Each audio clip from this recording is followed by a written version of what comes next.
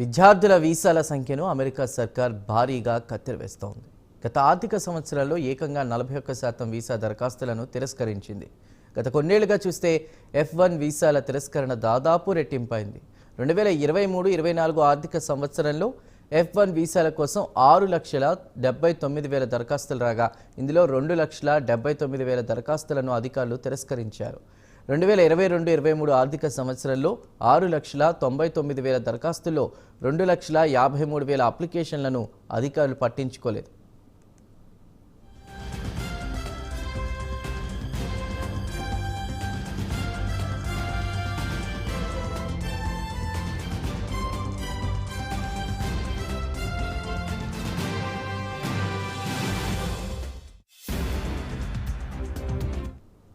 F1 visa అనేది non immigrant visa. ప్రపంచవ్యాప్తంగా ఉన్నటువంటి విద్యార్థులు అమెరికాలో ఫుల్ టైం విద్యను అభ్యసించేందుకు ఈ వీసా అనుమతిస్తుంది. అగ్రరాజ్యంలోని విద్యాసంస్థలు ఏటా 2 సార్లు ప్రవేశాలను అనుమతిస్తాయి.